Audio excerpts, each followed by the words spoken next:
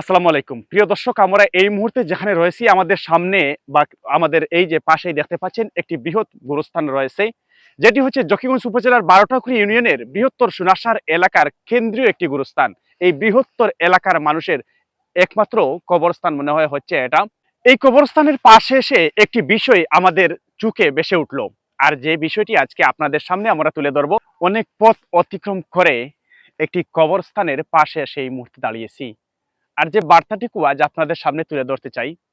প্রতিদিন অনেক কিছু আপনাদেরকে দেখাই, কিন্তু আজকে কেন এই কবরস্থানে আসলাম আর এখানে এসে যে দৃশ্য দেখতে পেলাম, আসলে সত্যি কথা বলার ভাষা হারিয়ে ফেলেছি। আপনারা দেখতে পাচ্ছেন এই যে আমাদের পাশে অসংখ্য মানুষ এখানে শায়িত রয়েছেন। কেন বা আজকে আমি অন্য কিছু না আপনাদের সামনে তুলে ধরে কেন কবরের পাশে আসলাম, আর এখানে এসে আমি কি দেখতে পেলাম, এই মূল বিষয়টি হচ্ছে আজকে আপনাদের সামনে পরিষ্কার করব এবং সরাসরি আপনাদের সামনে তুলে ধরবো এবং দেখাবো। প্রিয় দর্শক, বলে রাখি, যে সময়ে আমরা এই দুনিয়ার মোহ নিয়ে ব্যস্ত রয়েছি আর দুনিয়ার পেছনে আমাদের জীবনের মূল্যবান সময় ব্যয় করছি, আর ঠিক সেই সময়ে এই আমাদের মতো কত যুবক নওজোয়ান এই কবরের মধ্যে শায়িত রয়েছেন। এই যে আমাদের সামনে রয়েছেন আবুল হাসান সাইদ, যার কবরটি রয়েছে, এই তো গত কিছুদিন আগে সে আপনার আমার মতো চলাফেরা করেছে। এখন আপনাদের মনে অনেকে প্রশ্ন জাগবে, আমি কার কথা বলছি? আর এই যে যার ছবি আপনারা ইনসাইডে দেখতে পাচ্ছেন, এই সেই হাসান অনেক মিষ্টভাষী, সবার সাথে সবসময় মিলেমিশেই চলাফেরা করত। সে গত সেপ্টেম্বর মাসে এক মর্মান্তিক সড়ক দুর্ঘটনায় ইন্তেকাল করেছে। এই দুনিয়ার মায়া ত্যাগ করে সে পরপারে চলে গেছে। আজ সে এখানে শায়িত রয়েছে। এবং আরেকজন পুলিশ সদস্য, জকিগঞ্জের সেই বারোটাকুড়ি ইউনিয়নের উত্তর বারগাত্তা গ্রামের পুলিশ সদস্য ফয়সল আহমদ, সেও এক দুর্ঘটনায় এই দুনিয়ার মায়া ত্যাগ করে চলে গেছে। আপনার আমার মতো এই দুইজন যুবকের নাম মনে আছে, এবং কত যুবক এই কবরস্থানে শায়িত রয়েছেন। আপনার আমার মতো সেই দুইজন যুবক ভাই সবাইকে খা দিয়ে হৃদয় বিদারক মৃত্যুবরণ করেছে। আল্লাহর পছন্দ, আল্লাহর মনসা, তারা ওইভাবেই দুনিয়া থেকে চলে যাবে। কিন্তু সর্বোপরি কথা হচ্ছে ভাই, এই দুনিয়া, এই আভিজাত্য, এই মোহ আমাদের ক্ষণিকের। আমরা সারা জীবনের জন্য এই কবরস্থানে এসে শায়িত হতে হবে। এই দীর্ঘ পথ অতিক্রম করে আমরা চলে এসেছি। এই যে আপনারা দেখতে পাচ্ছেন খোলা মাঠ, হাল চাষের জায়গা বা আবাদি জমি বা ক্ষেতের জমি অতিক্রম করে এই যে প্রায় হাওরের মধ্যখানে এই খোলা আকাশের নিচে আজ শুয়ে রয়েছেন অসংখ্য মানুষ। এই কবরস্থানে রয়েছেন অসংখ্য যুবক, নওজোয়ান, শিশু, বৃদ্ধ, বয়োবৃদ্ধ, অসংখ্য মানুষের কবর রয়েছে এখানে। তারা কি একসময় আমাদের মতো চলাফেরা করে নাই? তারা কি একসময় এই দুনিয়ার মুহে ছিল না? তারা কি আভিজাত্যের মধ্যে ছিল না? আজ কোথায়?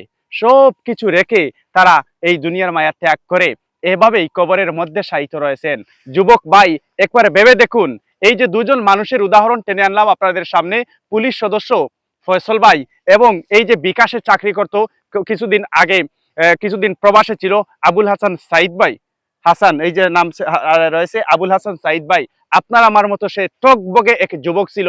এবং পুলিশ সদস্য ফয়সল ভাই, সেও টকবগে এক যুবক ছিল। তো তারা শুধু যুবক নয়, ওই যে ফয়সল ভাই এবং এই যে হাসান ভাইয়ের কথা বলছি, তারা শুধু আপনার আমার মতো যুবক নয়, তারা এতটা মিষ্টি আচরণের, মিষ্টি কথাবার্তার অধিকারী ছিল যে কাউকে তারা খুব কম সময়ে আকৃষ্ট করতে পারত।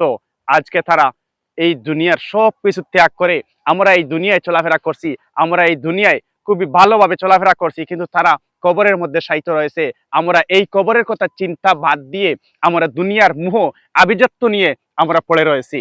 এই কবরে কত মানুষ আজ পর্যন্ত এই কবরের বাসিন্দা হয়েছে সেটা বলা বাহুল্য। ভাই, একবার ভেবে দেখুন, এই যে হাওরের মধ্যখানে কি নিয়ে আসবেন আর কিভাবে থাকবেন, এই জায়গার জন্য কি একবারও চিন্তা করেছেন?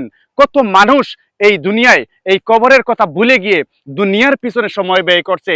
আপনি আমি কি করছি একবার ভেবে দেখুন। তো যাই হোক, এই ছিল আজকের আমাদের মূল বিষয়, যে এই কবরস্থানে কত মানুষ শায়িত রয়েছে। আল্লাহ তাআলা সবাইকে যেন জান্নাতুল ফেরদৌসের উচ্চ মাকাম দান করেন।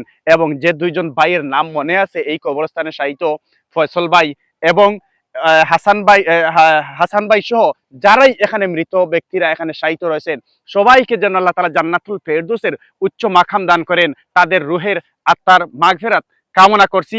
এবং আমরা যারা জীবিত রয়েছি, আমাদের সবাইকে যেন আল্লাহ তাআলা সঠিক বুঝার তৌফিক দান করেন এবং সরল এবং সঠিক পথে চলার তৌফিক দান করেন। আমিন। কথাগুলো যদি ভালো লাগে তাহলে শেয়ার দেবেন, লাইক করবেন, আপনার মতামত জানাবেন। ধন্যবাদ সবাইকে। আসসালামু আলাইকুম।